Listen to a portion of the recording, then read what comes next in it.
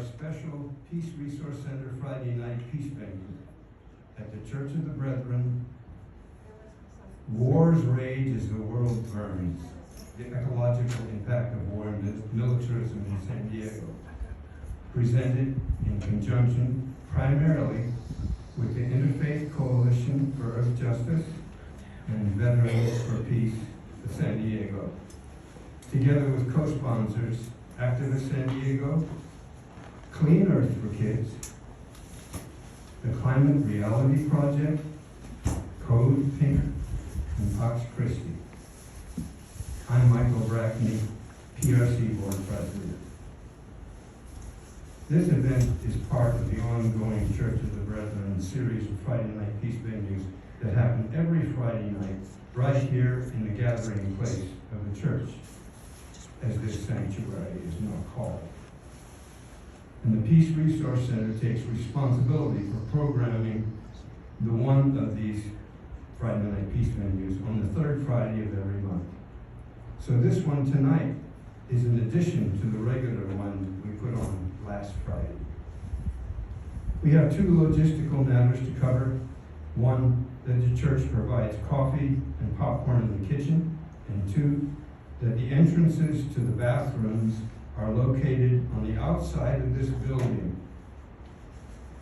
The women's is out the back door on the right, back there in the corner, and then turn right and walk along the sidewalk until you get to the door. And the men's is in the back door on the left, and turn left and walk on the sidewalk till you get to the door. As the moderator of our panel tonight, I will offer a few opening words, and then in turn introduce the panelists, including ICEJ co-chair Yusef Miller, presenting a moving faith perspective on war and militarism, and then climate activist Professor Scott Kelly, presenting his current, no doubt sobering assessment of the climate crisis, followed by nationwide Veterans for Peace climate activist from Detroit, Jim Ryan, telling us about the huge impact of militarism and war on the climate. And finally, our own local and nationwide Veterans for Peace climate activist Gary Butterfield, telling us about militarism in San Diego and what Veterans for Peace of San Diego are doing to counter its effects on our urban environment. Then, following their presentations, I will open and moderate the Q&A. As our Peace Resource Center representative tonight, I will just say that much as we of the PRC are dedicated simply to ending war and promoting peace, we recognize that war and peace are closely interrelated with the existential issues facing all of us, including nuclear annihilation, climate catastrophe, destructive technologies such as AI and cyber warfare, and biological disasters such as pandemics and biowarfare. Thus, our topic tonight of the impact of war and militarism on the climate and thus on the ecology of the earth will illustrate one set of the interrelationships between war and each one of these four existential issues, and serve us as an example of how to conceive of how war and militarism are interrelated similarly with each of the others. Now, to introduce our panel, the individuals I've already named, one by one. Yusef Miller, co-chair of the Interfaith Coalition for Justice,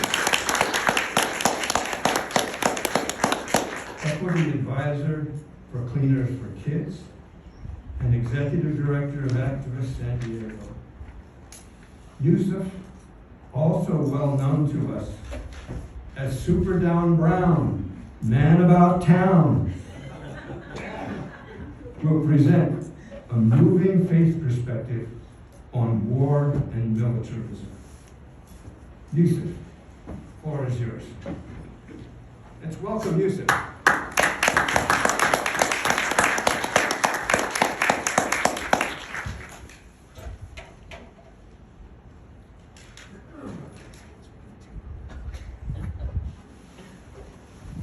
Thank you, Michael. Thank you for everyone for coming out this evening to hear about this perspective, the intersection between war and climate change, war and earth justice. And from a faith perspective, I would like to say that although in the Quran and many other faith traditions, war is one of those necessary evils that happens in the world. But if you look from 2,000 years ago or 3,000 years ago, the picture of war was totally different than what we see now. And the environmental impact, totally different than what we see now. It was something to be hated and abhorred, and something that negotiations should have come first, and hopefully negotiations ends the whole conflict and resolves the tension between peoples. But sometimes in life, there has to be a conflict that takes it to an escalated level for the sake of justice. And we have examples of that throughout our history, where we had to escalate the conflict for the sake of justice. Maybe World War II, which comes to people's minds in the first instance. But let's talk about it from a faith perspective. Human beings are one family. This family, as dysfunctional as we are, we have to learn to talk. We have to learn to use our words. We have not evolved past the level of cavemen. What do I mean by this? Cavemen used to take rocks and throw them and bash each other in the head with these rocks. We've only taken those rocks, shrink them down to a pebble size, put them in a device, and now we throw rocks with these devices. What I mean is guns and bullets. We have not evolved past that. We've only escalated and mechanized the way to harm other people. And we've come exceedingly good at it. But on the other end of that barrel is someone who is a descendant from your same mother and father, from our same mother and father. We are all one people, one family, maybe different tribes, maybe different looks and different characters and different ethnicities, but only one family. There's only one race in the entire planet, in which we call in Islam, Beni Adam. Beni means children of. Adam is Adam in the story of Adam and Eve. Now this question doesn't have to be relatable only if you're a person of faith. All human beings come from other human beings. It doesn't matter. It all still succinct with the idea that we're all family. There is not one human being here that didn't come from another human being. My grandmother used to say my uncle didn't come from. She used to say a buzzard laid him and the sun hatched him. But this is her joke about him, which she was upset him. No human being is here that wasn't delivered by another human being. And this goes all the way back to say that we are all one tribe and one family, as dysfunctional as we are. But when we break that family tribe, when we break that family connection, we're doing harm to ourselves and we're doing harm to our community. Harm to ourselves because when you harm another person, when you take the life of another person, when you destroy another person's tribe, their culture, their community, you're really doing damage to yourself. In the Old Testament, our brothers and sisters of the Jewish faith, in the tribe, when they came back from war, what they used to do, they had to sit, the warriors had to sit outside the city and commune in front of a fire for days. Why? They're taking this stress and harm of the bloodletting and the destruction that they saw, and taking a breather and letting this stress off of them before they entered the sanctity of a city. This was the first version, from my understanding, of PTSD work. This post-traumatic stress disorder, where people had to, these warriors had to come together and sit around a campfire, get things off their chest. They cry or they yell or they do whatever it is, and they commune until that evil that they had to do, evil meaning translated as harm, evil that they had to do to other people was dealt with psychologically and spiritually. It is not an easy thing. It's not like something we see on TV. It's very distant. A bomb blows up and people fly through the air, they roll over, they get up and run away. This is not warfare in this modern world. It is absolutely horrible. And being a 24-year veteran of the United States Navy, being a combat medic, serving in Iraq and Afghanistan, I've seen firsthand what the impacts of war is.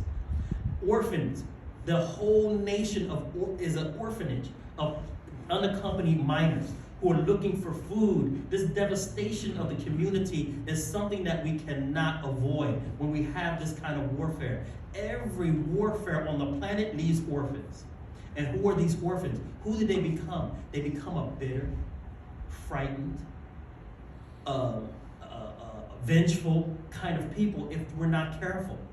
And all we do in warfare is multiply our enemies. We can't live like this. We can't use warfare as our main negotiating tool. It is not healthy for our spirit. It is not healthy for our physical life. It is not healthy for the environment. We destroy plants. We destroy water. We destroy air. We damage the soil in a way that sometimes it's unrecoverable. But we all know, as people of faith, especially if you're in the Abrahamic traditions, that we have the responsibility to our parents, the care to take care of one another. Second, the care to take care of the plants and animals, the plants. And third, the care to take care of the animals. All of these three things are broken when we have warfare. The water is destroyed, animals are destroyed, insects are destroyed, humans are destroyed. It's much larger than the genocide of a people, which is horrible. Things that we're seeing today, that is currently going on. It's more than that. We see a wiping out of species, plant, insect, animals. We see this going on the whole time. But if we look at it from a spiritual perspective, we have betrayed our mission on this planet. Adam and Eve to take care of one another and take care of their children. To maintain the garden that has its rivers, that has its soil. To maintain the air that we breathe. And as you're going to hear later from other people who are far more knowledgeable about this issue than I, that the particulate matter that we put in the air from planes and tanks and jeeps and all the implements of war are damaging to the air and the environment itself. And I've seen the products. I've helped the people who are products of war. I've seen their tears. I've seen the parents who are missing their children and the children who are missing their parents. And it will change you forever. To ride down a boulevard, we could ride down this main street here, Home Street, and both sides are lined by orphans, the victims of warfare. And they're hungry, they're tired, they're scared. It causes a human drama that none of us anticipate. All we think about is winning and losing, who won, who lost. We're done with the issue, who won, who lost.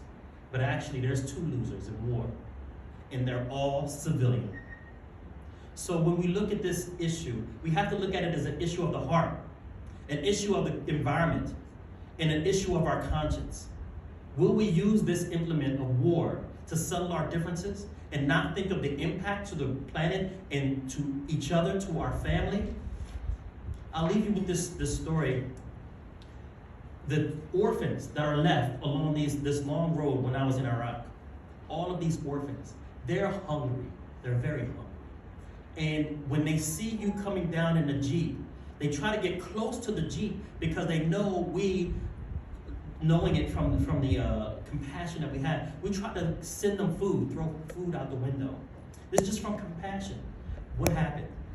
Now when we come by, every child is pushing to get as close as they can to these big trucks. Until one day, unfortunately, they pushed a young person under the truck. That person got wrapped up into the axle, just for the sake of food. The starvation and the pressure put upon children, put upon families, just to eat and survive. So we have a larger picture. And this is the larger picture that we want to talk about today, the intersection between militarism and environmental justice. And we know that we as human beings are a part of the environment. We grow out of the environment. We are the environment. And without the environment, there is no us. So I wanted to bring it to a connection that when we think about larger pictures than the winner or the losers, and I know everybody in here is switched on, I don't even have to tell you about it, you're already on the same page, but I wanted to crystallize it into a story that people, the impact, especially innocent civilians, are the worst and biggest and most numerous losers in this entire impact of war between family members. Thank you.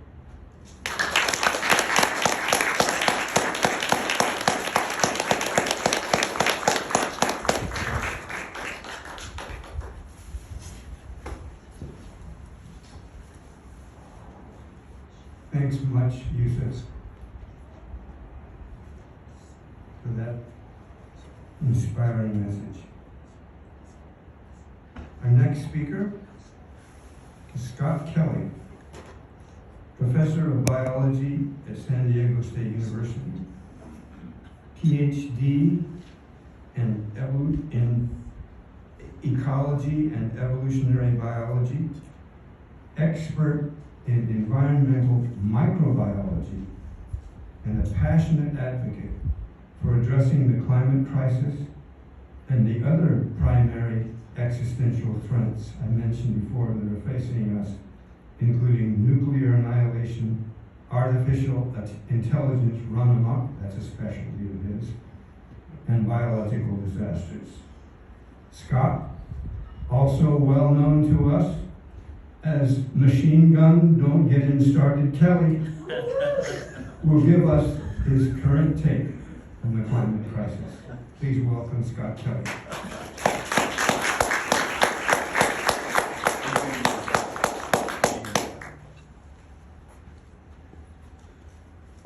But I'm also fun at parties. I was like, that's a depressing list of things that I study, biological disasters, ecological, but I'm really nice. All right, so I always start off by talking, I need to talk about climate change. I'm here to give the perspective, and I will connect it to militarism at the end. But I always start off, I don't actually start off with climate change. I actually start off with what is it like to live next to a fossil fuel hellscape, all right? We are fortunate not to be anywhere near these hellscapes. These things are put where the poor people are. They're put in old colonies.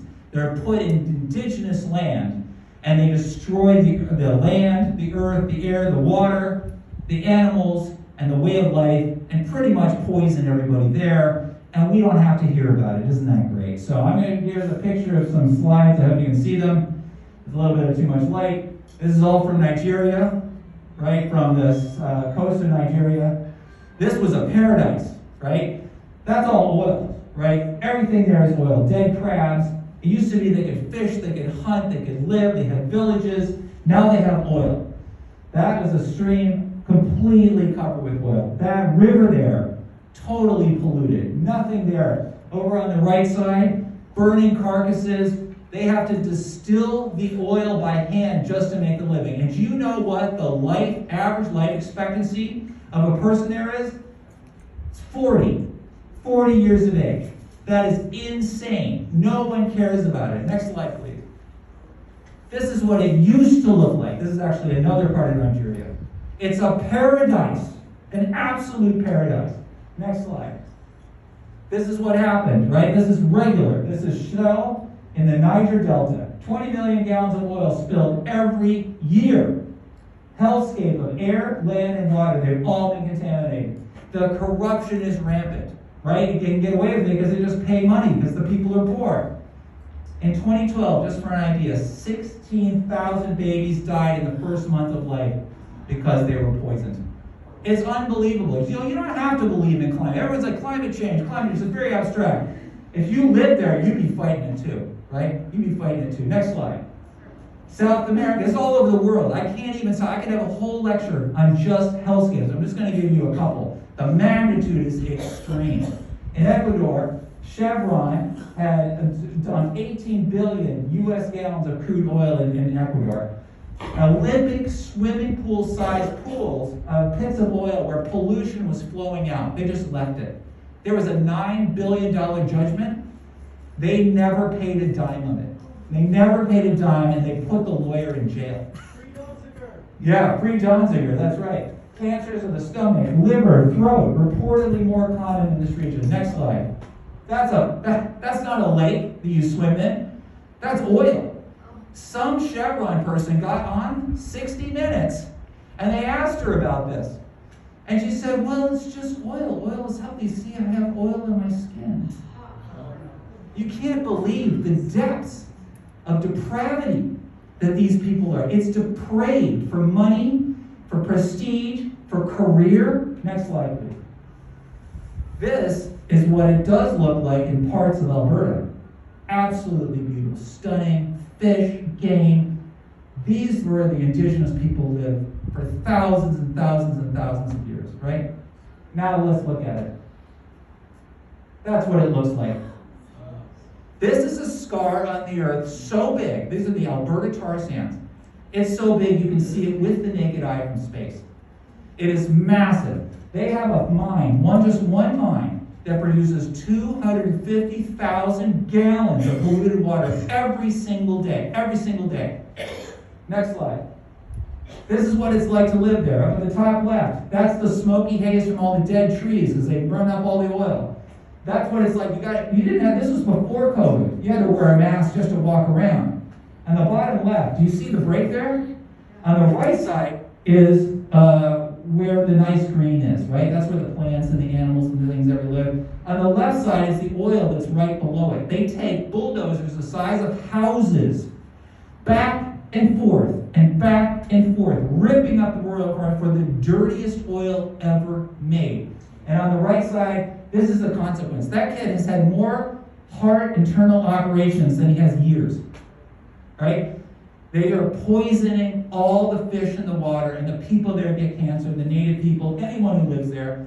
And this is what they're pushing for those stupid tar sands. And as we need that stuff to run our military machine, don't we? That's what you run it on. Next slide. All right, so now I'm coming to the climate. You guys didn't get there, right? So you should get rid of oil just to save those people. If we're all humanity, that's my brother, right? Yeah. That's my brother. Devastation for the human health. What about the climate? What about greenhouse gas? Well, we've known this for 100 years, right? We've known this for 100 years. It's not controversial, but I'm still going to explain it. Next slide. It's really a simple argument. It's the greenhouse effect. Why is it called the greenhouse effect? Because there's an atmosphere. The light comes through the atmosphere, doesn't really heat it up, but it hits the earth, and of course, as you know, when the light hits the earth, it transfers energy. It's reflected back as infrared radiation. That's what gets trapped. So it's the reflection of this infrared radiation that heats up the atmosphere. And on the top right, you can see some of the main greenhouse gas molecules. Carbon dioxide, water is actually a greenhouse gas molecule. Did you know that? But it actually comes down as rain, so it's very in cycle. But methane is really bad. Methane is 86 times as potent as greenhouse gas as CO2, and that's part of what my talk is going to be about. Next slide. All right, so what are the predictions of the greenhouse gas, right, of this theory, all right? What is it? Well, as the temperature increases, temperature is just heat. Heat is energy. So what does that mean? More storms, stronger storms, heat waves, droughts, floods. Why floods?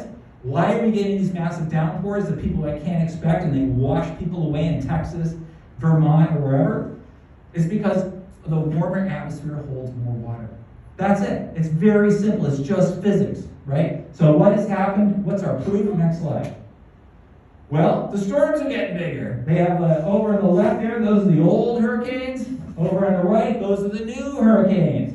We're talking 10, $20 billion disasters all the time now. It's normal. It was never normal before. Katrina was the first one that really did something, right? And then it just keeps happening. Next slide. What is happening? Whole cities get knocked out. In Florida, hurricanes come by and they just wreck half a town.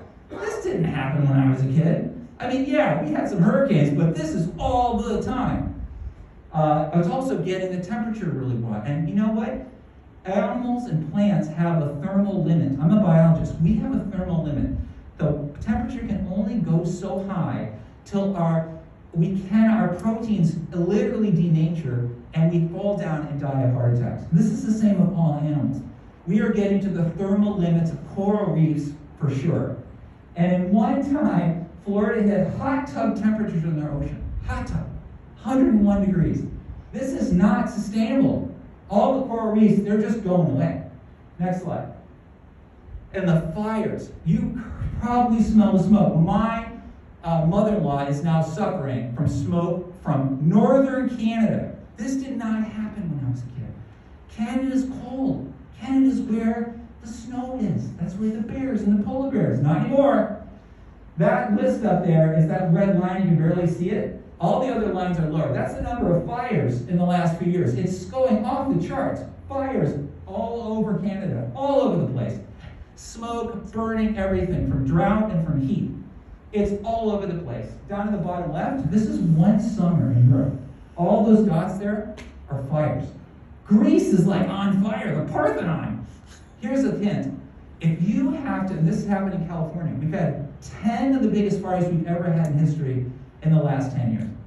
Unbelievable. If you have to start wrapping your redwood trees in tinfoil to save them, trees that are like 1,000 years old, you should know you have a problem. And then heat deaths. It's really bad. Next slide. Oh yeah, do you remember this? Altadena? Is it Altadena or could it be Maui? Who knows? Is it Paradise? Who knows? When I was a kid, people didn't literally run away from fires, being chased by it and fall down and die and burn to death. That did not happen in whole cities. It's normal now. LA just burned to the ground. Why? Oh, Karen Bass's flood. You know all that crap? Yeah, it was a 9-month drought before that. 9 months, record drought. Why is that? Because the hydrological state of the earth has completely changed. Next slide.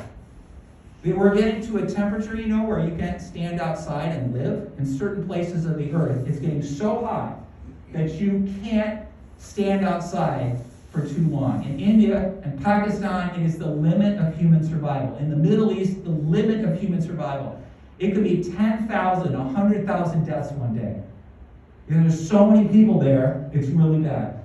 152 degrees, 152 degrees in the Middle East. How much hotter can it go? I mean, all the animals just fall out of the sky. There's no air conditioning in nature. You gotta be kidding me. And this is amazing. Look at that cactus. This is a cactus in the desert. It's melting. People in Arizona, it was so hot, they'd fall on the sidewalk and get 30-degree burns. That's just unheard of. Next slide. And then if it's not fire, it's flood. Massive flooding. It's been flooding in Korea. People are just driving down in a tunnel. Boom. In goes the water. Boom. A whole bunch of people drown. We're not built for this. We're not ready for this. Our infrastructure is not ready to handle this. None of us psychologically are ready either. That Texas flood, that's normal in all of it. 1/3 of Pakistan was underwater. Do you know how big Pakistan is? Pakistan's the size of California. Imagine all of Southern California underwater. Where would you go? It's just because it happens over there, we don't care. Next slide. Okay, if you don't believe in the climate science, maybe you don't believe in the tree huggers, maybe you don't believe in your own eyeballs, believe Exxon. Exxon said this in the 80s. And you know what else you should believe? And I bet some of you are feeling it. You should believe your insurance company. I know people who have lost their insurance, their fire insurance, because the insurance companies, they do climate modeling. And they're saying, my friend in Alpine, you don't get insurance because your house is $1 million. We're not going to insure you, or your insurance rate are going to quadruple, right? Live in Florida? What is your insurance rate for floods, hurricanes, or even sea level intrusion? Those guys know, and the rates are skyrocketing. Next slide.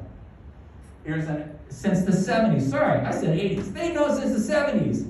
Did they do anything about it? They're like, oh, that's going to hurt our business.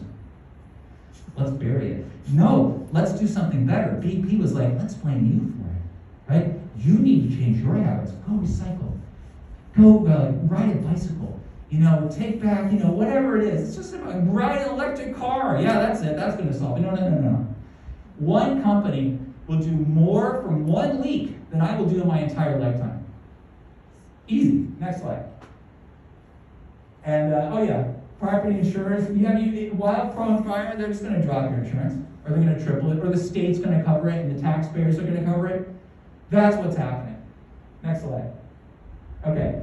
So now I'm into the war, and I'm going to connect it to the war because that's what we're all here for. What is it good for?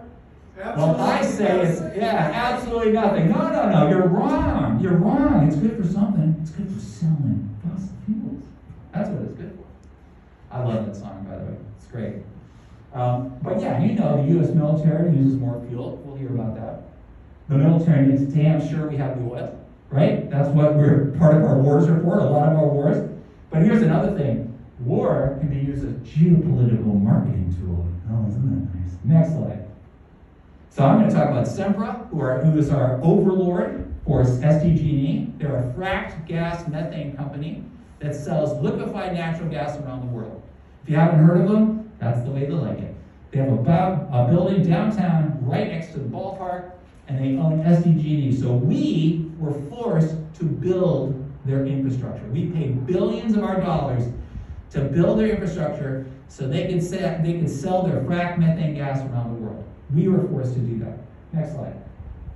How does it work? It's very simple. You take the gas through the pipe, which leaks everywhere. You cool it down to like minus, 60 degrees Celsius or cooler. It compresses the gas into a liquid 600 times more dense than the liquid gas. So you can pack a lot on a ship. You ship the LNG tanker across the ocean. You let it go into the LNG storage. You vaporize it, and you put it through the pipes. Right? That's the plan. That's the way they can sell all their gas from the Permian Basin, their fracked methane gas, and send it all the world. That's their business model, and you pay for it. So good for you. Next slide. I'm being sarcastic, obviously. I don't want to do this. But what is the problem? Well, there's lots of problems. I'll just give you a hint of how much greenhouse gas emissions there are just from the leaks from the fracking wells. Just the leaks. I'm just mentioning this. Remember all the wells are leaking? They leak just a little bit, 3 to 5%. Well, it's such a powerful gas that is the equivalent of taking 50 train cars of coal out to the desert every day, dumping it in a giant pile and lighting it on fire. We're talking a pyramid of coal, 200 feet high, every single day, just from the leaks. Not from the burning of it, not from the leaks from the transport, not anything else, just the leaks from the oil wells. This is totally unsustainable, and they don't want you to know any of it. So that's what we're facing. And you can see the leaks over on the side. You can only see them in infrared. You see this big plume here? And here, that's just leaking methane gas. Uncontrolled leaks. Uncontrolled. There's a leak that's 2 miles long. You can see it from space, and no one's even capping it. Next slide. Okay, and that's what it is. There's an LNG tanker, and it's a golden age for U.S. LNG. But climate risks loom. Who writes this? It's a disaster. Here's the key. As soon as the Ukraine war kicked off, guess who was right knocking at the door? Knock, knock, knock, knock, knock, knock. Hey, get off that Russian gas. We'll sell you the LNG. Now, Russian gas is dirty for more than one reason. But it's a heck of a lot cleaner than LNG. Heck of a lot cleaner. These guys are like, war is good for business. Let's keep this game going. More war. Or more war. And the lobbyists are like, yeah, we're going to hook Europe on our LNG, which is 6 times more expensive. So Europe is going to have an economic crisis, and they're going to lose their industry because of this. But these guys, they don't care. Next slide. In fact, Biden was the salesman. I didn't say anyone else would do any different. I'm not picking on Joe Biden. They're doing it again now. Don't get me wrong. But to have our president go over as a Sempra salesman during a crisis of war like this and say, we will sell you our LNG, our dirty fracked methane gas. Well, we know what's going on. We know they're paid off. Next slide. All right, so I just wanted to end with the fact, this is what they really are afraid of, actually, is that we don't need them. We don't need them anymore. And they know it. That's why they're trying to kill your solar. That's trying to do this green hydrogen gas crap. It's ridiculous. It's a clown show. Because California has already, without even trying, 220,000 megawatts of solar and battery. I don't even see enough solar. You can cover every roof, every parking lot, and every business with it. We haven't even started. Yet, we have 5 times as much solar as the Diablo Canyon plant. So everyone says nuclear, you need nuclear. Nuclear is a huge waste of money. We've already built 5 nuclear plants with the solar. And we don't have to deal with nearly the waste, and it's super cheap. They don't want that. We've already installed, and so we also have like wind, geothermal, batteries, but they don't want any of this. This is, they know where their bread is buttered, and that's the game. So that's all I have to say.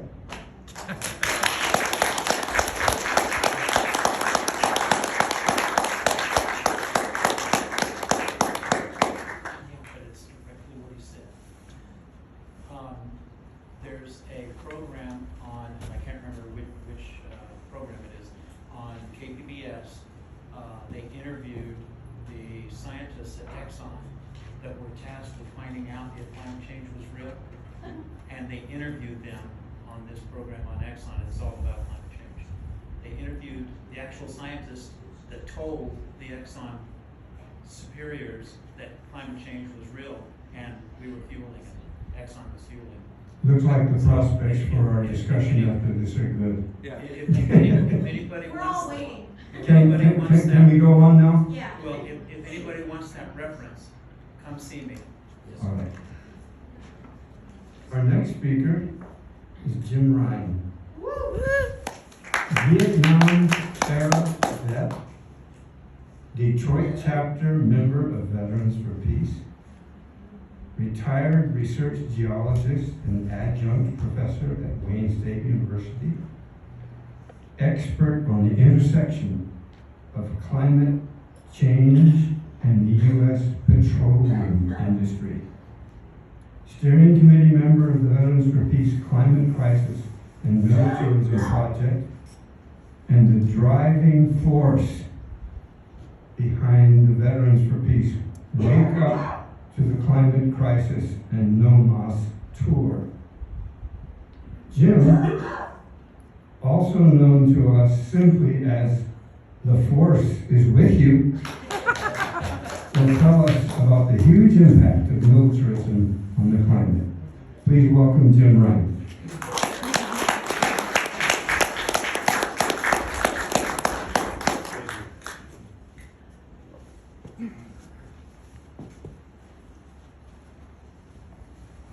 Not sure who that guy is that you were describing, but I'll try. Plus, you're lucky. Gary said I couldn't use slides, so you lucked out. I usually use a slideshow, but I'll try next to do it without wave my hands or something.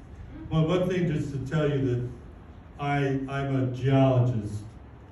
Retired geologist. I mean, I'm still on an adjunct at the Wayne State University, which means I can use the library, which is very expensive. You want good papers, so that's why I'm an adjunct. But at any rate, I've seen climate change in the rock record. You know, you look at the rock. I'm a sedimentologist, so I really like the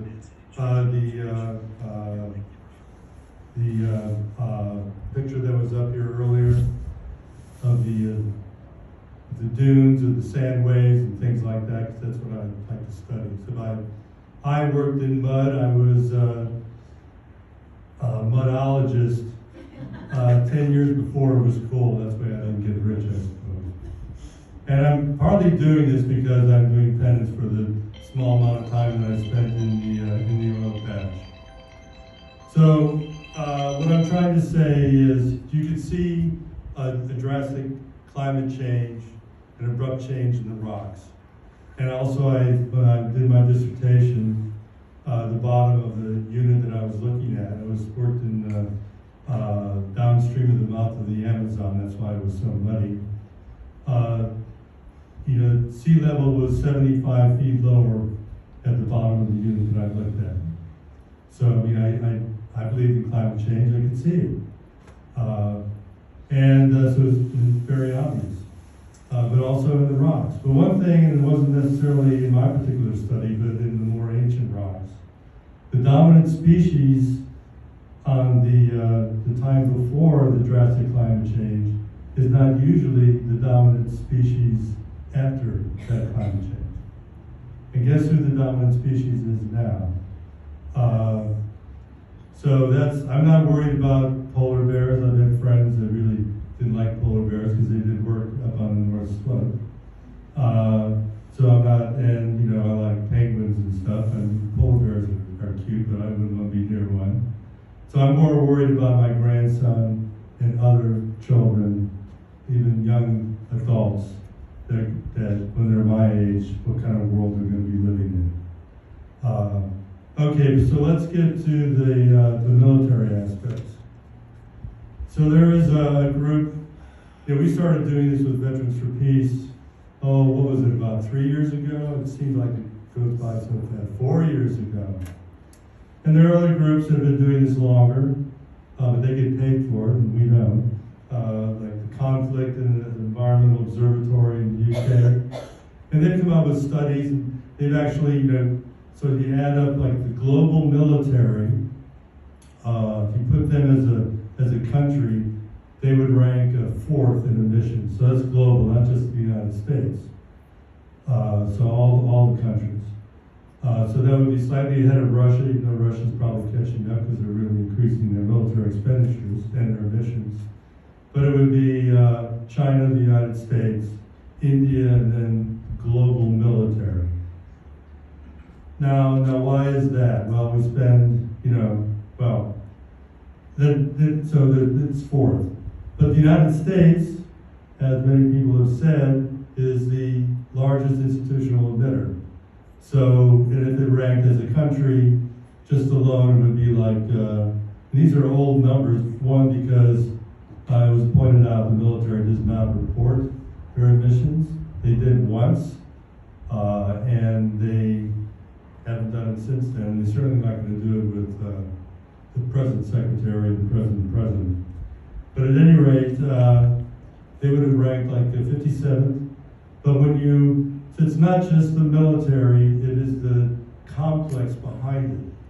The people that furnish the oil, people that build the tanks, and the ships, and all those, like the aircraft carriers, all those big giant targets for a couple of drones to take out. But if you add those emissions, then you triple that. So instead of being the 57th country, the U.S. military being the 57th country, it would rank up there around 30th, around like Netherlands and things like that. But say, well, just the Netherlands, but we're hurting now. We can't ignore emissions like that. So why is this? Well, we spend a lot more money than anybody else. Like I said, the United States is number one. We spend over twice as much as China, over 10 times as much as Russia. Why are we doing this? I remember, I forget what the general was. Well, we're going to increase our budget because China's increasing theirs. Well, why is China's increasing theirs? Because we're increasing ours. And why is this? It's a circular thing. Half that money, like $1 trillion that goes in the defense budget, thank God, it's something they did right. It's the Department of War. It's not the Department of Defense. Half that money is going to contractors, okay? Outside, not money for the sailors and the soldiers and all these other people. It's going to contractors. So the money, Congress appropriates the money to the military. The military gives half the money to contractors. And then the contractors, like the big 7 defense contractors, they spend $100 million, on lobbying Congress. So it's sort of a circular scam job, all right? Now And who benefits? So it's not the soldiers and all that. I mean, like the main CEOs like Boeing, Lockheed Martin, they're making the like $20 million a year. They're the ones that are raking it in, and they're spending it on lobbyists to go get more money for them. So it's not defending the United States. It's benefiting contractors so they can get another yacht, another house, or whatever. Now let's get down to the nitty-gritty of the terrible things that are happening overseas. Just to give you some, these are war emissions. So let's see if I get the Gaza number right. So let's say and this was a paper that came out, they did a study of the emissions from Gaza. So if you compare the emissions that this group had calculated in 60 days in Gaza, from the war, the planes, people flying and flowing over all the ammunition and stuff, the Department of Defense, at the same amount of time, was emitting 30 times more than that, okay? So things are terrible of what's going on in Gaza, but just playing games, not shooting anybody, supposedly, even though now, hey, they're shooting anybody at any time. You just have to be of a dark colored skin in a boat offshore, and you might get blown away. A friend of mine who canoes on Lake St. Clair, which is next to Canada, he goes, man, I better worry about being out on the lake because they might shoot me because I'm slightly brown. So, I mean, so let's go on to Ukraine. So I know some folks, right? I know I went to a short course, not a short course. It was a retreat by Brown University. I was invited to that retreat by Nita Crawford, who has an excellent book. It's called The Pentagon, Climate Change and War. And if you really want to get into this particular topic, get her book. It's really meaty. And all this stuff started with the Great White Fleet. So it's not just today, but our age, I mean, our generation, the boomers, we've made more emissions than the rest of the history going back before our time. But okay, I was talking, there was a gentleman there, Leonard DeClercq, who is one of the lead scientists on studying Ukraine, the ecological damage to Ukraine by the Russian invasion. Of course, they're clever, they're a very developed country. They usually say they're studying this, the damage to the ecology during the war, during an active war. What they want to do is add this all up so when the war eventually ends, they can hand the bill to the Russians. But I would always end our conversations late at night. We were usually the two that stayed up late. I said, you need to give half that bill to the United States. But I won't go pursue that anymore. I'll go back to the emissions. The emissions in 1 year of war, 2 years of war, is about 1 year of our emissions from the Department of Defense. So that's a very active war with a lot of damage, but still, it is less than just our military having air shows and going out in maneuvers and all this stuff. That is the damage that's increasing the CO2. Now, China is the bad boy. We're always hearing, we got to compete with China, we can't let them get big. Well, if you look at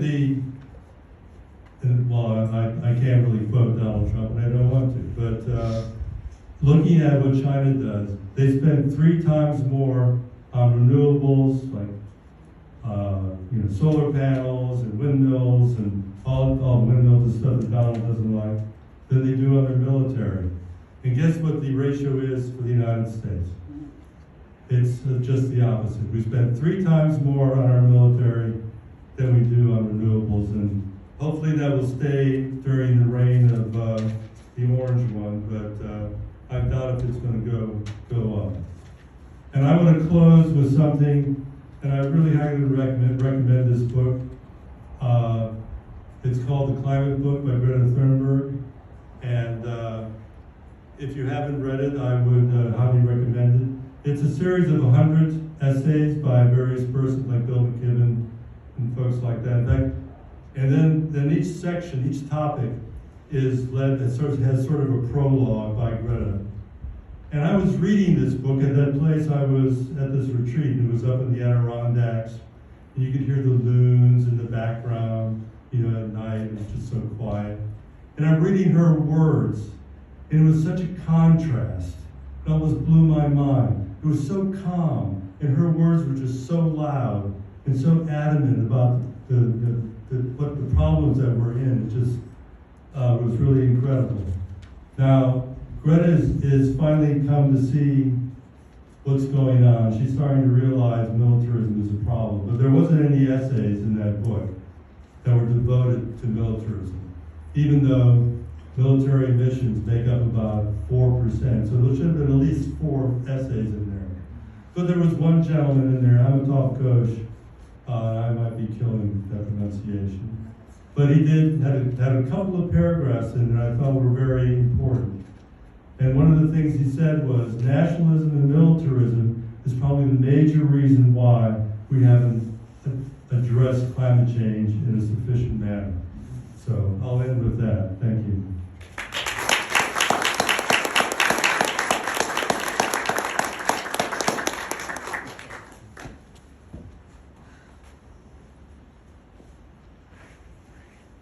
Wow. Thanks much, Jim. Our final speaker is Gary Butterfield, native San Diegan, another Vietnam-era vet, longtime peace activist, San Diego Hugh Thompson chapter member of Veterans for Peace, unstoppable past president of the chapter, steering committee member, and one of the 2 chief presenters for the National Veterans for Peace Climate Crisis and Militarism Project. Gary, also well known to us as Get Off Your Butts and Do What Needs to Be Done, Gary, will tell us about militarism in San Diego and what we're doing to counter the effects on our own urban environment. Please welcome Gary Butterfield.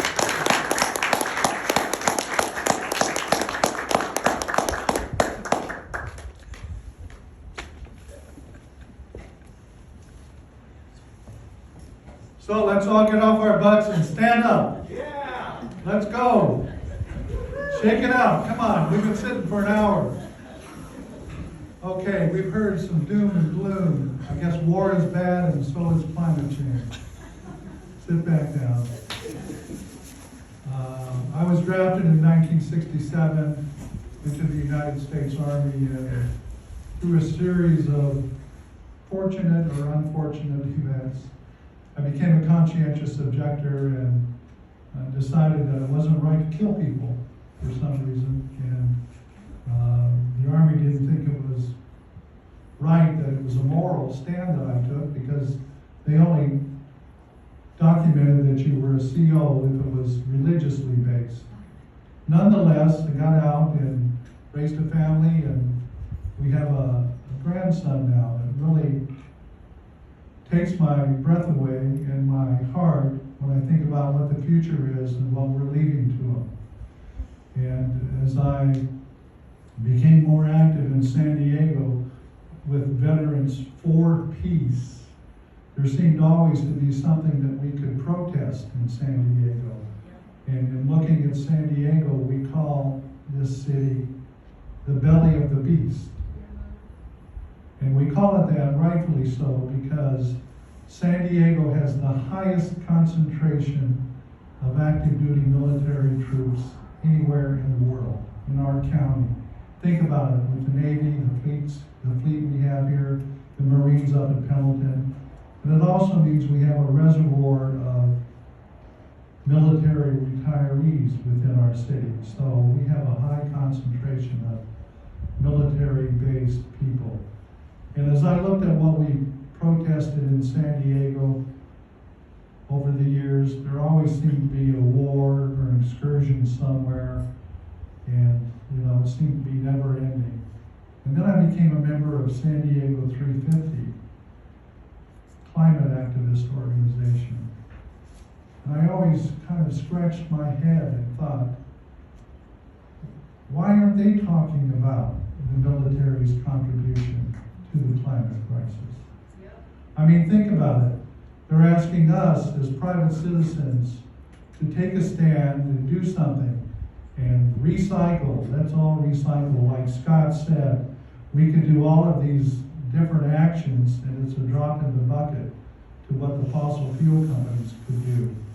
But it's also a drop in the bucket to what the military provides, because as Jim commented on, and Scott, the U.S. military is the single largest institutional consumer of fossil fuels and emitter of greenhouse gases. Think about that. And they're not required to report those emissions because it goes back to a policy of the U.S. government dating back to at least 1997 at one of the first international meetings to account for a country's emissions. And at that meeting in Kyoto, Japan, the U.S. successfully lobbied to exempt most military emissions from even being reported. Think about that. That's why climate activists don't have a rich history of focusing on the military. There's no information on their emissions. They're not transparent. They're not even transparent about that $1.2 trillion they spend because they failed all 8 of its audits. They can't account for the money they get, the money they spend, and the emissions that they put out into the world. So, back in 2016, Veterans for Peace in San Diego had successfully conducted and hosted the National Veterans for Peace Convention.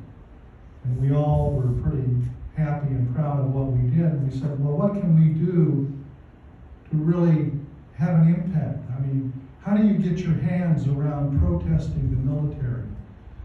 Do you go down and spray paint graffiti on a carrier? Or do you protest one of the many military bases we have here? That too. Yeah. That too. There's a lot of avenues. There's a lot of avenues that we could do this. But we started thinking about this, and we thought, what's an event within San Diego that's really popular, that's very militaristic, and needs to be protested? And so we agreed on the Miramar Air Show. And we thought, since we're real close and we have a lot of Spanish speakers here, that we would call this, with a play on words, no más. No más means no more. No más stood for No Miramar Air Show. So we put some banners together and some flags, and we marched. We even sent 2 of our members onto the tarmac at Miramar. And they made a short video called Disneyland of War. It's on YouTube. Disneyland of War. And it's just what the name implies. It looks at the military and its hardware and its appeal to kids, to preteens in fact, and it glorified violence, didn't present a countervailing or counterbalancing story about the effects of that violence. And we felt pretty good as a group of why we're protesting. But it really didn't resonate with the community. I mean, they said, oh yeah, it's war, stuff happens in war, and we have to have the military. So we thought some more, And we started to focus on the pollution that these air shows cause. And in looking into it, I mean, it's a significant amount that the F-15s, the 16s, the 18s all use during an air show. And there's 63 military air shows each year. Think of that, 63 of them. And they gotta fly from somewhere. And so they consume a tremendous amount of fuel, but more importantly, they emit. And I don't know about you guys, but when they practiced yesterday, or Thursday, they were flying mighty low, and they were mighty loud, and they set off a lot of car alarms, woke up a lot of babies, and pissed off a lot of dogs. But it's pollution that you can see, hear, smell, taste, and feel. And we thought that's what we need to focus on, because we want to get climate activists out of their silos and peace activists out of their silos, and looking at these existential threats as a common threat, and that we know that we have a louder voice when we can get together. Well, since we started doing that in San Diego, we did start to get support, and I'd like to say right here in this building, Church of the Brethren was one of the first organizations to endorse our actions against the Miramar Air Show. Many others followed, and climate groups started to follow as well. Although we don't see a lot of wholehearted embrace of it, they do endorse what we're saying. And I'm sure that's probably for a variety of reasons in San Diego, because the military has such a hold on it. But we picked this up nationally at the Climate Crisis and Militarism Project. And we started to say, maybe it should be more than no Miramar Air Show, it should be no military air show. And we formed a group. It became a national project of Veterans for Peace. And I'm happy to say that we now see organized activity at probably 8 to 10 sites that have military air shows across the country. There are more people who get this idea that these two issues are related, and more people are talking about it. In fact, our group has given about 140 Zoom presentations with facts, figures, and slides to document and support what we've been telling you here tonight. So if you have an organization that you belong to, contact Jim or me or Cindy. There are a couple of other Veterans for Peace members here, and we'd love to address your group and provide some more information about why it's important that we get the word out and educate the public. Because when we talk to local politicians, they seem interested until they do some research, and they kind of gleefully come back to us and say, well, you know, that's the military. That's a federal problem. And I say that's bullshit, because it's the air that we breathe. It's a local problem. So we need to get off our asses and do something about it. So that's why we're here. It's an extension of Jim Ryan's idea to have a tour modeled after, I think it was the Grateful Dead somewhere back in the early 80s. Stand up, Jim, and show them the back of your shirt. We have an RV parked out front that has banners on it. And we will visit 10 college campuses and protest 3 air shows to get the word out that the military is not your friend, the military is not a good neighbor, and it has to do with pollution. And in speaking of environmental detriment, I mean, right here in San Diego, if you look at the area just west of Miramar Air Station, there's a big fenced off area. It's north of Tierra Santa. It's where we raised our kids, and it's a nice little neighborhood. The trouble is, it abuts this other area that was called Camp Elliott. And during World War II, it was a gunnery range. And you know what happens at gunnery ranges? Unexploded ordnance. Kind of like what wars produced throughout the world. But 2 10-year-olds found unexploded ordnance from Tierra Santa. And they died because of that. So the military can't even clean up the mess that it makes locally, let alone what it does internationally.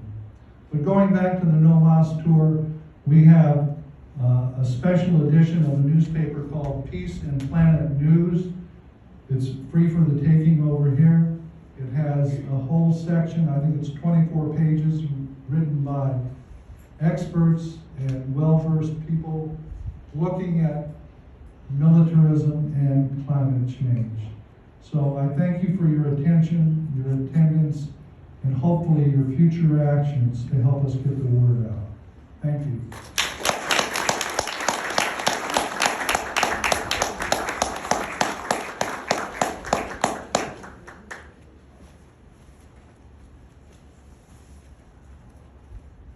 All right, folks, we heard it. And now we get a chance to share with each other how we respond to what we've heard. I have a microphone that I can pass out to each speaker. Please speak into it like this, at this angle. Do you want me to write it out to people? Pardon? I can volunteer and write it to people. That would be great. Yeah. That would be great. Just go, yep, it's working. Okay. Nancy's our I first. see Miss Nancy. Thank you, everybody. It's very sobering to hear this. Scott, I had a question for you.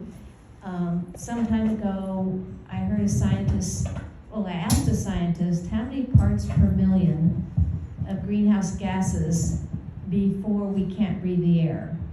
And he said, oh, you don't need to worry. It's, probably somewhere around 560.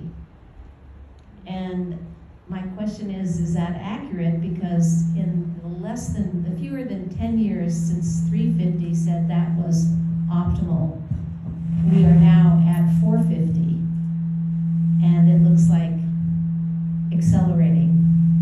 So how do you know how many parts per million before we can't breathe? Yeah.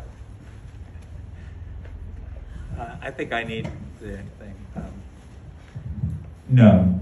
However, obviously having higher and higher levels of carbon dioxide, that's not great. It's competing with oxygen and all that kind of stuff. I would say that there's another effect, though, that I do know about, which is the acidification of the ocean. So you have this problem, a feedback loop, which is really dangerous. So I think the problem with answering a direct question for that is difficult because the ocean produces half of our oxygen. So we have, whenever I tell people in class, I say, you take in one breath, plants, and then second breath, microbes, right? So every other breath you take is oxygen that came from cyanobacteria, algae, and other things in the ocean. And if you acidify it too much, you're going to try to break down the food web. You may actually change the oxygenation of the ocean. And so there's some really dangerous feedback loops that are less and less predictable. So I think that's, but 560, there's so many problems. 560, the heat, the climate change, it's really going to be bad. So yeah, it's very complex. Not giving favoritism, I just went to the closest one. First of all, thank you for speaking. I'm here kind of because of the same reason. I started with environmental activism, and I realized the impact of the military and also kind of the ethics that are the same about murdering innocent lives and stuff like that. So from my own research, I don't see how we're gonna get out of this system. I study kind of systems thinking, and I look at Berkane Institute, kind of the two loops theory, and maybe this is a question for you. Yes. the assessments that they're kind of coming out with are highlighting that complex systems don't have reform. They're so entrenched into our lives, and we have a growth economy on a limited biosphere. We have, even if we wanted to switch to renewables would cost some fossil fuels. And to get out of fossil fuels, we would still need to trap some of the carbon dioxide in the atmosphere that is nowhere to be absorbed. Also, the albedo of methane is wrongly calculated by the UN if it's for a 100-year span, right? Because it emits more cooling effects in the first, I think, 20 or 7 years, something like that. You might be better at this. So, by climate healers estimations, so Dr. Silas Rao, James Hansen, and others, they are estimating that 118% of global emissions come from animal agriculture because of the opportunity cost that we would have if we could basically rewild 87% of the land. So I'm excited because I think we all see that this is a big issue, but I'm also thinking that we have to think a little bit further in the systems, and if our own work is kind of working within this system, we're working against ourselves, even if we're stopping other things. So I think it's hugely important to connect this, and it really is inspiring. I think it's important to recognize and important for environmental activists to recognize the importance of this, because they are, like you mentioned, some of the 4 doomsday clock kind of threats, the biggest ones to me. But I don't see how the system is going to be reformed. I think new systems need to emerge, completely new economic systems, and I don't see these little things. Sorry for that. No, you keep going. I was actually. And that's it. I was complimenting you.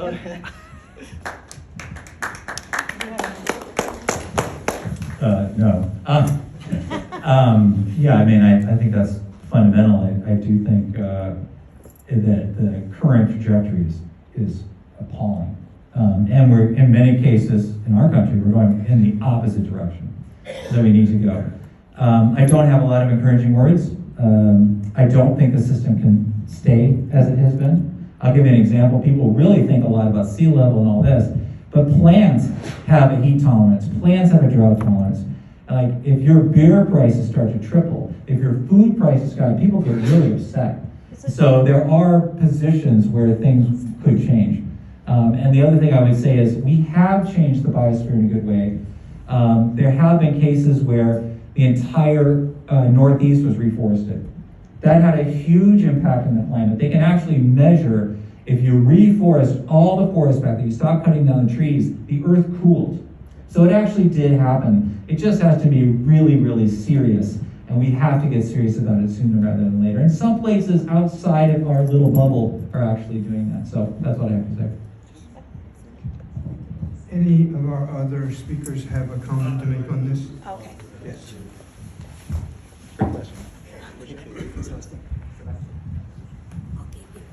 Okay, I have a little promo. I have an article in the Peace and Planet News, and I don't remember exactly what the title was, but it's something like, there's some evangelicals that want us to burn on earth before we get to hell.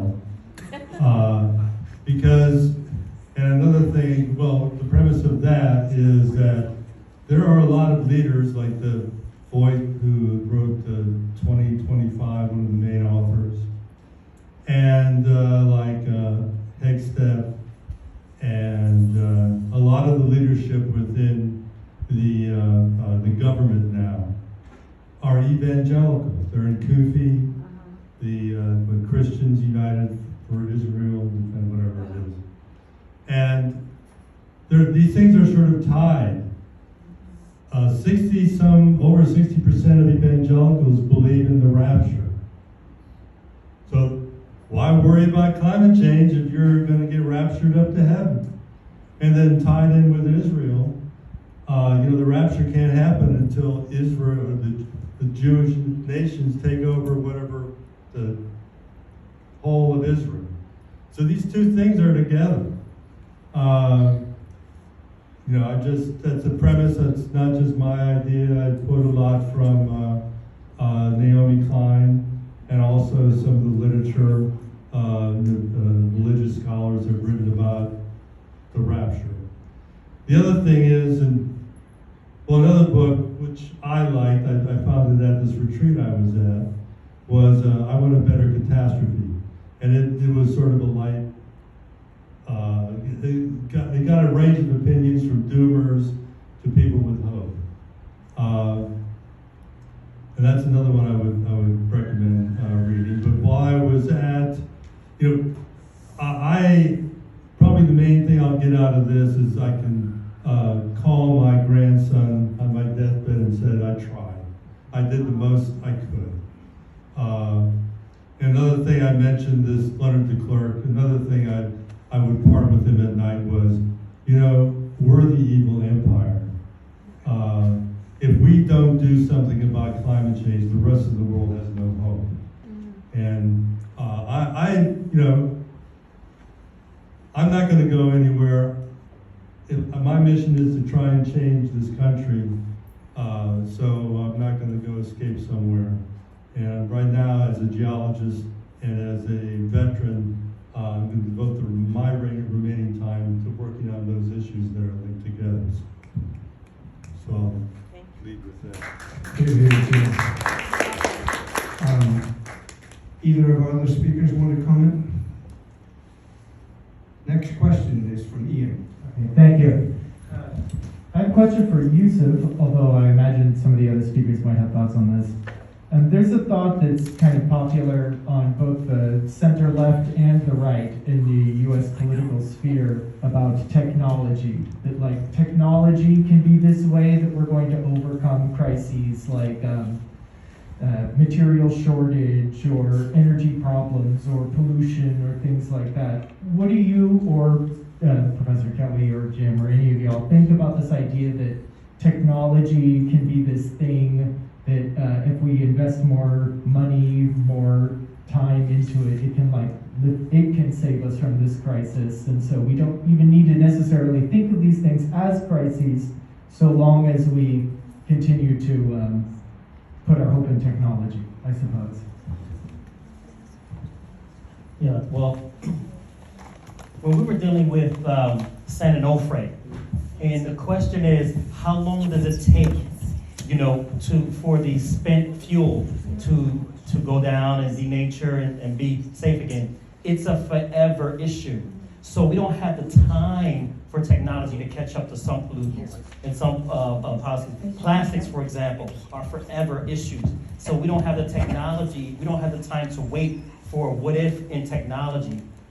And when we look at technology, sometimes technology can be the enemy. Remember, cars were technology at one time.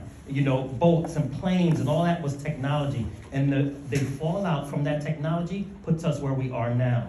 Technology of taking oil and oil and turning it into plastics, So we have to be responsible with technology. So technology itself is not the answer. It's responsible advances with our knowledge to go along with it. Sometimes we don't think about the after effects of batteries. We don't think about the after effects of nuclear plants, with the spent fuel. We don't think of the after effects. So I don't think technology, just plain blanket technology, is the answer. It still goes back to the heart and the preparedness that we have for the end result of that technology. And anyone else? Thank you. Did you want to answer, sir? Well, having worked in this particular industry and done studies, carbon capture and sequestration, stuff like that, it can help, but if you're not lowering your emissions and realize that you have to stop your emissions, it's not going to help. So it's like planting trees. There is a good online program that you can run to look at trees, and it would take you'd have to plant trees twice the size of India in order to lower like a fraction of a degree Celsius by 2100. So these are things that can be done, but if you do not lower your emissions, it's hopeless, in my opinion. Does other speakers want to respond? No? Oh, you want a question, right? Okay, then you will be. Does Derek have a question? Here you He's go. got the. Yeah, but Derek is right after this gentleman. He wanted to respond. Oh, again, oh, okay, sorry. Yeah, I think we have a very limited definition of technology. As someone is like the bicycle is an unbelievable piece of technology, literally the most efficient machine ever built, right? It would get us all fit. All of China was on the bicycle, they were happy and they were healthy, and then we put them in cars, right? Other technology that we've used in the past, we actually have the Hardy Tower, which is actually a way to draw heat up. Those have been used in the Middle East and all around the world for thousands of years. There's also technology that has to do with planting and making sure kelp is grown, and so it's a broader thought of what we think of technology. There's technologies that are made by people who live in a place so they can live and they can grow stuff. Like, why isn't there technology? It's what I think about it is, what's the point? Is the point to consume more? Is the point to drive faster? Is the point to blow somebody up? You can make a stick to blow something. It's not technology, but it's also not a good use of your time. If you have a heart about technology, if you have a goal about it, it can be just a good tool. And I don't think we're going to go back in time to an agrarian style. We are where we are. But there are so many people. I know people who are creating technology to allow people to have recyclable toilets. That could help solve our entire Tijuana River estuary problem. People have nowhere to go. That's a technology, but no one cares about it. So there's tons of things we could do. And so I think it's a broader thought of what technology is and what it's for and what is really cool about it, not just like our phones.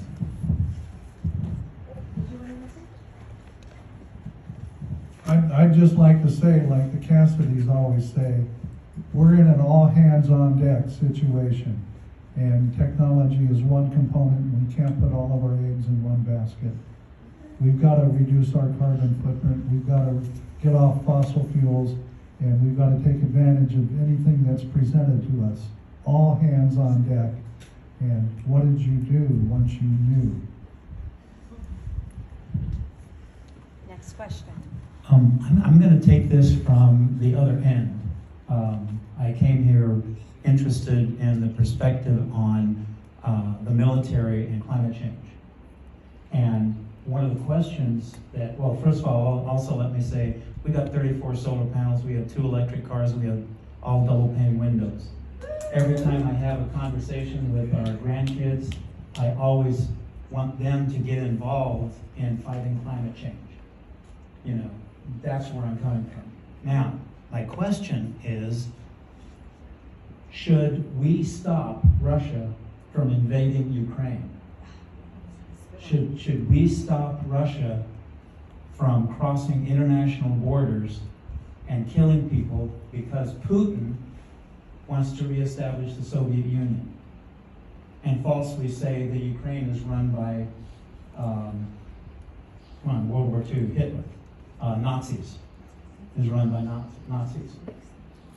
If we want to stop that, we have to supply weapons to Ukraine. And I'm kind of getting the feeling here that the feeling among this group is maybe not. If it's all against the military, and I know when an F-35 takes off, it burns hundreds of gallons of gas and releases as much carbon as I drive in a year, just from taking off. I know that. But what do we do when China invades Taiwan? And they're expecting to do it in 2027. That's when he's told his military to be ready. And they have more warships than we do.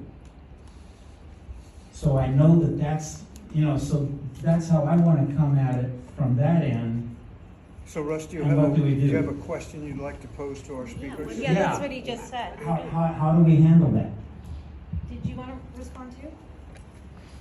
So his question was Yes. stopping weapons too. Yes. Actually, I want to defer to any of our speakers before I say something about this. Yusef? Anybody else? They both want to, they're moving in their seat. Yeah, well, I actually think that's a really very simplistic way to look at the thing. So maybe we could flip it around and say, what should the rest of the world done for us when we invaded Iraq with no reason, right? What should the rest of the world done in Vietnam? What should the rest have done? So this is kind of a weird dead end argument, right? No one should be invading anyone. We have no right to tell some other country that they couldn't do that. If we had planted nuclear weapons, if Russia had come and said, we're going to put nuclear weapons on the Canadian border, what would we have done? What would we have done? What if they had said we put it in Cuba? What would we have done?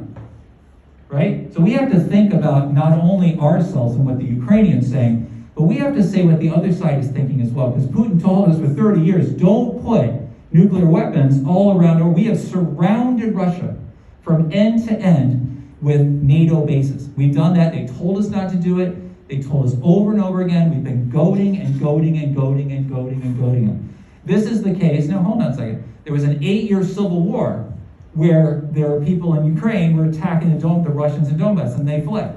So this is a very simplistic way to look at the situation. The only way we can deal with it is to use bombs. Because there was also the Minsk Accords, which we torpedoed, and we sent Boris Johnson to kill those opponents. So my question is not to say, I am not defending Putin. I hate war. He should never have invaded. But we need diplomacy. We need peace. We need to work with China. We need to work with Russia, end this war, and we are doing zero. We won't even talk to them. There was not one time during the Cold War where we didn't talk to the Russians. Not once, not one day. And now we never talk to them? So I'm not saying that you're wrong, that we shouldn't support the Ukrainians. I would not say that. They have a right to have a land and a property. But it is very simplistic thinking to say that that's the only thing we can think of, and we shouldn't understand another thing, and we should only have one evil. Because let's face it, we just invaded whole countries that had no weapons. We weren't even close to us. They didn't threaten us at all. Afghanistan, Iraq, Vietnam. I mean, you go on and on and on. So if we can do that, other empires are going to do that too. And so we have to understand that. That's the way geopolitics work. And let's work on peaceful, let's actually just talk. Maybe we can end them. Thank you. There you go. She's going right back here. I certainly want to echo that, because we spend, 15 times more on arms than we do on diplomacy. We don't want to engage other countries in discussions. If we see a nail and we have a hammer, that's the only thing we can do is to hit that nail on the head with our hammer. But we're brighter than that, I think. We're more sophisticated than that, if we want to be. And what we're talking about today on all of these issues, and which goes down to each one of us here, is the choice. This is a choice we make. This is a choice this country made. It's a choice to use bombs instead of words. And we've got to be the ones to say, stop it. We have a voice, but we've got to unite our voices together. And we've got to use diplomacy. We've got to use other carrots and sticks rather than bombing the heck out of somebody. I mean, if you're talking about Russia, Putin, and Ukraine, what about what we did to Iran? I agree. Let me. So we've got to get back to diplomacy and get back to doing this in a civil fashion rather than just bullying and threatening people. I think Yusef and then me. No, that's. Do you mind if they answer first on the first We- one? we No, don't- it's not a matter of mine. Okay. It's our speakers get to reply to the Okay, original he question. has something to add to it. I just I was didn't asking. raise my hand to speak. Oh, Yusef didn't want to speak. Who else? Here you go. Okay, again, this was a discussion that I had with Leonard de Klerk, who was doing studies in Ukraine and had lost people in Ukraine who were doing the studies with him. As far as half the bill should go to the United States, because I blame the war in Ukraine on Biden, and because he could have avoided it. He could have done what Clinton did with not Clinton, Kennedy. Get rid of some of the missiles in Turkey. Let's have a compromise. That's what we need to do. It's really would do is make an agreement with Putin. Let's pull back NATO, get the armaments away from him. Because if we, like Scott said, Gary, if we almost went to war because one group of missiles was in Cuba, and right now Putin is surrounded. As far as China, okay, again, China's the boogeyman. But like I said, they are spending more on renewables, and they know that climate change is real. So okay, if we want to maintain our power, or whatever it is. Climate change is happening. Like I said, I looked at it in the rocks, and regimes will end, but once you screw with Mother Nature, it ain't going to change for another 1,000 years. And I'm more worried about climate change. I'm worried about Vladimir Putin. Can we turn the volume down or something? You know, and also if people hold it this way, it works better. Any other of our speakers? I guess all have replied. I'm going to let Russ give a short and make it succinct, please. Okay. I agree. The United States should not have gone into Vietnam. I agree. The United States should not have gone into Panama. I agree. Well, Afghanistan is a little bit different story, but I'm not sure that we should have gone in there. We certainly didn't do anything when we went into Afghanistan. Killed a lot of civilians. Or Iraq. I knew that we should not go into Iraq because I studied, I got to keep this succinct, but I knew we should not have gone into Iraq. That was a totally bogus story. I knew it. Now, Russia wants to reestablish the Soviet Union. Putin wants to reestablish, not Russia. Putin. And he is going to come after, you know what Kaliningrad is? It's a little chunk carved out of one of the Baltics that is a Russian base on the Baltic Sea. And he wants a direct path through there. And the Baltics are not very well armed, so he's going to go after the Baltics if he takes Ukraine, and he probably will unless we supply more arms. We're not dying. Yeah, but everybody else is. Yes, exactly. And if we don't support Ukraine, he's going to take Ukraine and subjugate it. Sounds like the domino theory. Please come to your No, conclusion. he has the power. The U.S. has absolutely no. Please, I would like to say really quickly that we're talking about not the politics of militarism. We're talking about militarism and its impact on the climate. We've already discussed earlier about just wars to end injustice. A lot of faith traditions believe in that, but I don't want to get into a rabbit hole of politics and the history of war. We're talking about militarism's impact on the climate. Thank you. Derek, you have a question? I agree with that. Derek, you have a question? No, I don't have a question. I have something I want to say in this thing. So I'm the other half of the Cassidy family. Nancy's my wife, and I'm Derek Cassidy. We're members of the board of directors of the Peace Resource Center here. We run the La Jolla Democratic Club, and we're members of Veterans for Peace. Our position is that every single person on this planet, every living thing has one enemy: fossil fuels. Fossil fuels are killing this planet and the living things on this planet. 66,000 Americans die every year from premature death due to due to fossil fuels. 7 million people in the world die of premature death from fossil fuels. 7 million. 66,000. What's the answer? The answer is a World War II scale mobilization of this country to bring the renewable energy forward that we need to replace fossil fuels. We can't bitch about fossil fuels until we have a replacement for them. You know, we can run around and say, well, let's walk every day and not drive our car and stuff like that, but come on. People have got to go to work. They're going to have to drive their cars. We want a military. The military is going to use fossil fuels.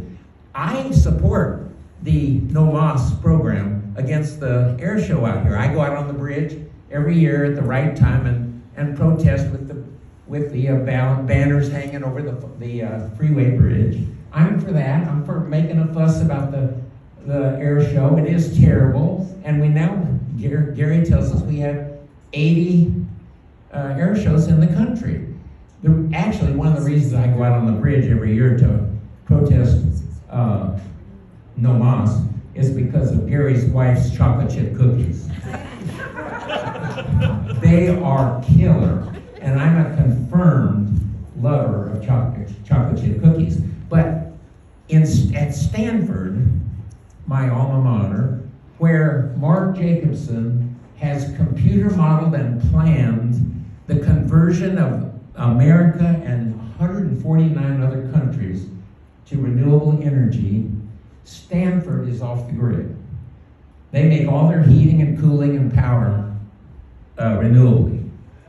So they know how to do it, and they've got a school of sustainability there. The only university, I believe, no, there may be a couple others that have a school of sustainability with an actual building for the sustainability studies. So it can be done. We're just waiting for the money to turn the other way. And what we need is not going to be done by the private sector, just like World War II. A lot's is being done by the private sector, but World War II could never have been won by the private sector because there wasn't enough money in it to do what had to be done on the IFCOM. So we are going to have to, and we will eventually come to this realization because it's getting so bad, as Scott showed us. Thank you, Derek. And you know what, there's some speakers that want to respond to Derek. okay, And then we have our next question right up here. and we have only time for one more question because we are They running both- out of time. They both had raised their hands. Oh, okay. Well, let's make it I'll try and succinct. make this fast. So I had a conversation with the state geologist of Texas, and right before he handed me a book entitled The Moral Case for Fossil Fuels, he said there's no such thing as a green mine. So like when you're mining for lithium and all these other things, you don't want to be downstream, and they have to have their input. So what I'm trying to say is we need to do all these things, but it has to be the input of the indigenous people, or wherever the communities that you're going to be doing these, making these facilities in. It has to be something that you get the input of the people that are impacted.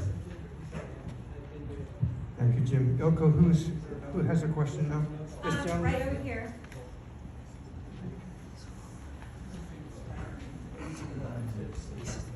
Oh, sure. I just knew you asked first, so yeah. So as a peace activist, I'm really troubled by what I see as the division, the rift between the anti-war peace movement and the climate movement. It seems like that there's no good relationship, and there's the turnouts, the population of people who work around climate or do resistance actions is very different from the people who show up for to protest war and inequality. So I'm open to some discussion here about how we can bridge that rift, and if other people experience that as well. Do any of our speakers have a comment to make on that? And if not, we will include our next speaker because we had one. Okay. I'll just mention that's one of the reasons why we're having this tour, is we're trying to get environmentalists involved in this issue. More environmentalists. I'm not saying that the folks in this room aren't. Thanks, Jim. Okay, and I believe over there, right? Yeah, I'll make it. Oh, you don't have to do that. You want to hand it to him? Sure. We'll do it teamwork. Yeah, well, I do think Greta Thunberg is a classic example of someone who does see the connection that started off in the climate space and is moving towards it, because here is clear. If we can't get along and if we're killing each other all the time, we can't work on anything else. Like it just doesn't work. We cannot have these wars. We cannot threaten our neighbors. We can't threaten China. We have to end all the wars that we have currently going. If we're massacring each other, how the heck are we going to solve the climate crisis? So we have an absolutely all together on this, right? So I think they're all connected. I think that's what we're seeing here. And I'm glad you guys are bringing them together, because that's just, your point is extremely well taken. All of these things, as you can tell from my talk, they're all interconnected. I'll just add to that in the Peace Center, Peace Resource Center, we have one spokesperson who has put it all in a nutshell, and that's Nancy, who says that in order to confront our existential issues, we have to stop fighting. It's that simple. Right, so we ask you as activists, you belong to more groups than just this group, you have other interests. And if this resonates with you, we want to get in front of the other groups to help educate them about this connection. So you can email us at climate@vfp.org, or you can see one of us afterwards. And I'd like to add as a final word, there's a special premiere showing of Abby Martin, documentarian Abby Martin's new movie, Earth's Greatest Enemy, tomorrow night at 7 o'clock at First UU Church in Hillcrest. We just passed a flyer out. It really is a vivid depiction of exactly what we talked about tonight. Thank you. So, hold on, we're just doing the speakers and our one last question. We can all meet afterwards. Okay. There's one more question in the back. Go ahead. There's another person right here. Oh my goodness, okay. Go ahead now. My name is Elena. I actually have this for. We got an active group. I love to study. Mic up to your mouth. Yes, all right. I love to study the Quran and Abrahamic faith, and the biggest thing I gained from it is the subject of fasting. And one thing I've realized in so many events, especially for the Palestinian cause, is the subject of,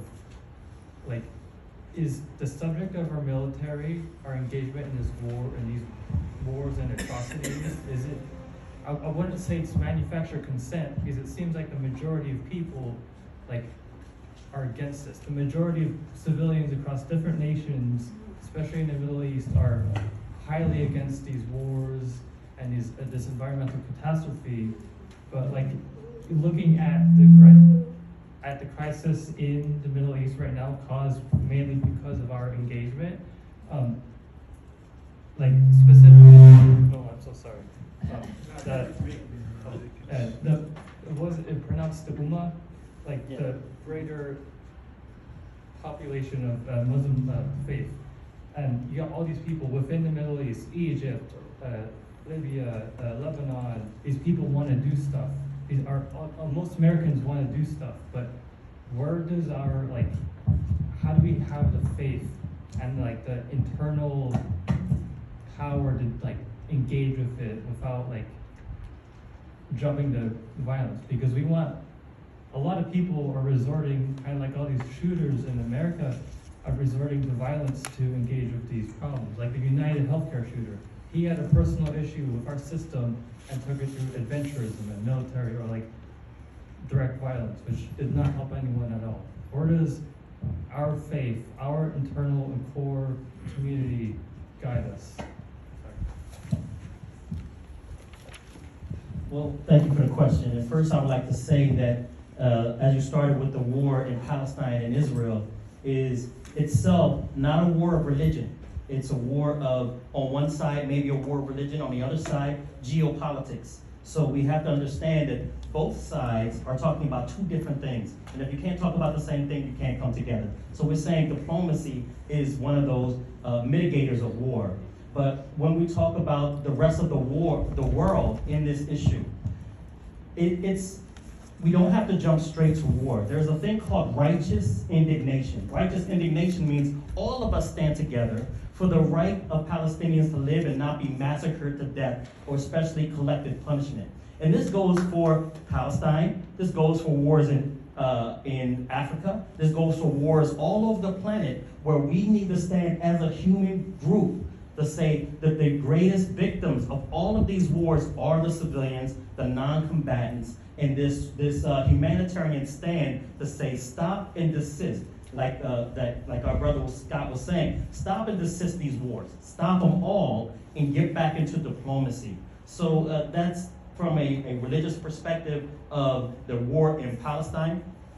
I would say that if we come into the discussion and say that for them to understand each other as Abrahamic faiths, we're not considering the side of the Palestinians, who are never talking about that part. That part is not on the issue. It's not why they're fighting because they're Abrahamic faiths or not. It's all about geopolitics, and according to that side, it's all about that. So we need to understand what the real issues are. And that's for every war on the planet. The real issues are usually more deeper than we think. The surface issue is going on, and we need to stop all these wars and get to the root cause. Sometimes it's money, sometimes it's land politics, and so on and so forth. So oil. Yes, oil is land politics. So, because it comes right out of the ground. So when we talk about these issues, we have to have a collective righteous indignation to stand up as one voice to say stop these wars, stop fossil fuels, and all these things together. And we don't really have that. And I want to lastly end on your point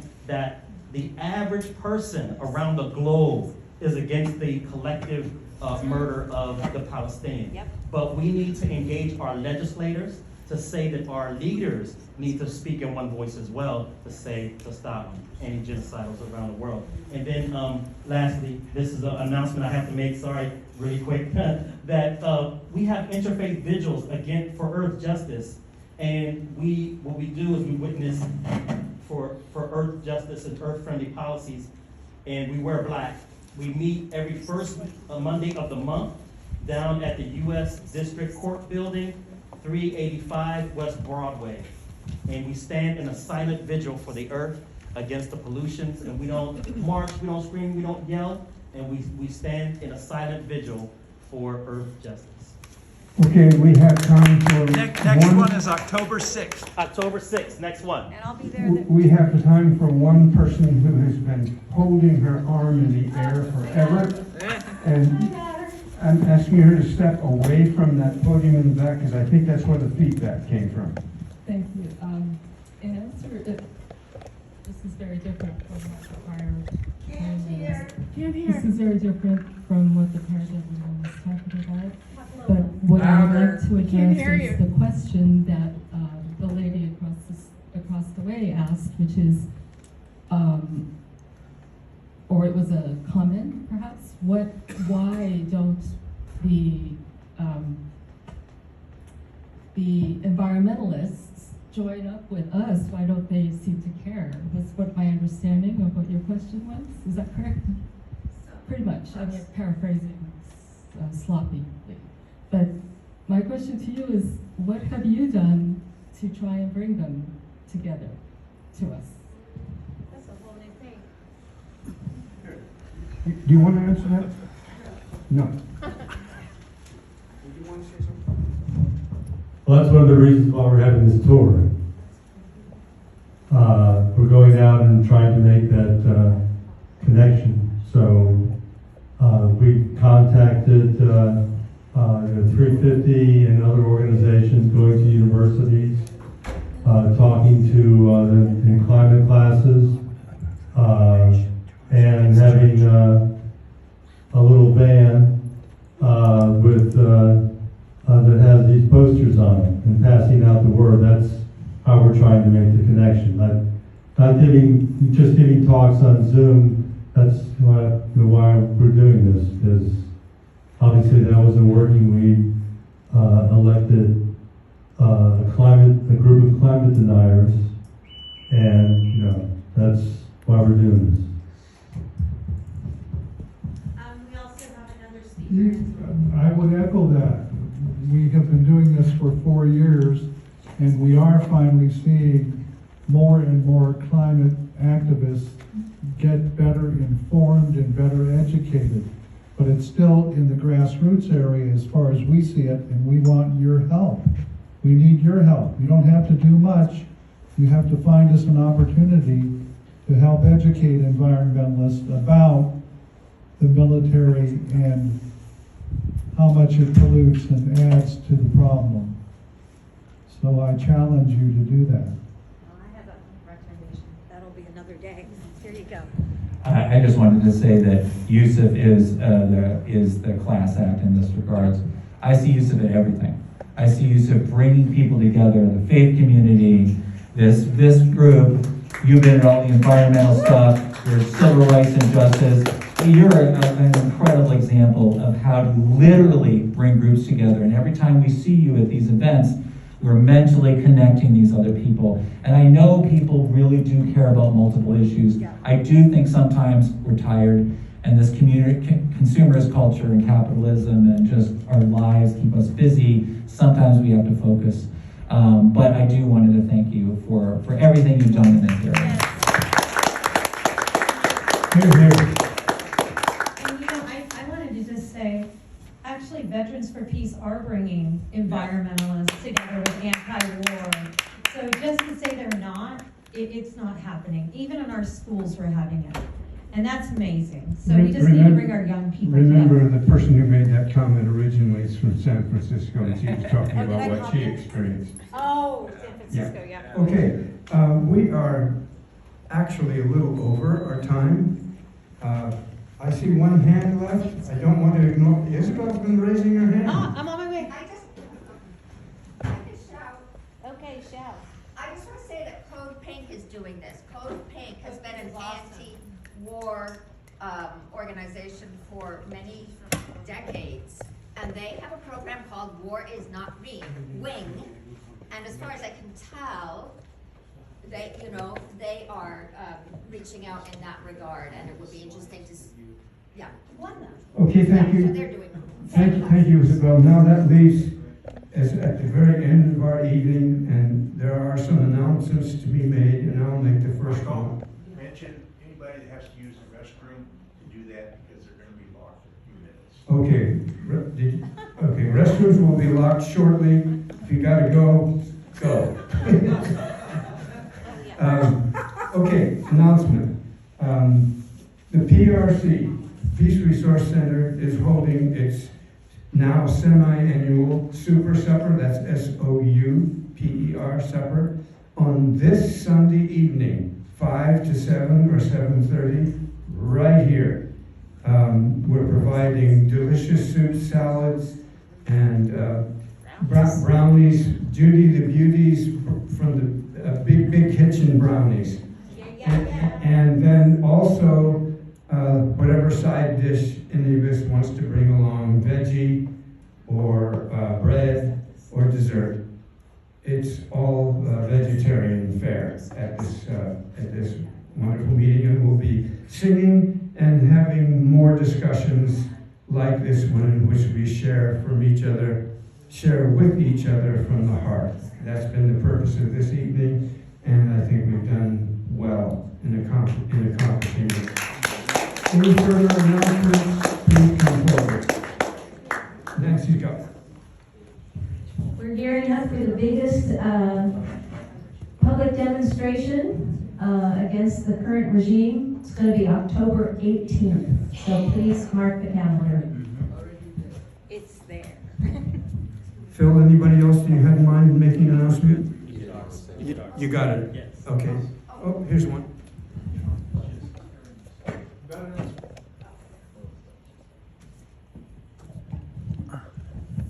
Veterans for Peace has a table over here with free copies of Peace and Planet News and t-shirts for sale. And I want to remind you of the movie tomorrow night at First UU, Earth's Greatest Enemy by Abby Martin. Thanks, we'll see you there. I want to add something to that too. It just so happens that we have a professor at SDSU interviewing Abby Martin at noontime on Monday at SDSU. Anybody wants information for that, on that, just ask me. There's the environmental summit tomorrow at 9 too. No, but that is October the 6th. The environmental summit's tomorrow. No, the interview At state. is being shown at USD. Both, it's at USD as well. Anyway, any further announcements? Yeah, Got one here. as long as we're, mark our calendars, every Saturday, Ocean Beach, at the corner of West Point Loma and Sunset Cliffs Boulevard, 10 to noon. I'll be out there tomorrow waving our veterans flag, Code Pink, and Veterans for Peace are the main sponsors of that, but it's Ceasefire Gaza. We've been out there for a year and a half, so. Said like a bear. Tomorrow. Anybody else? All right, let's, I don't see any other hands in the air, so let's all thank our 4 speakers and each other for our wonderful participation together.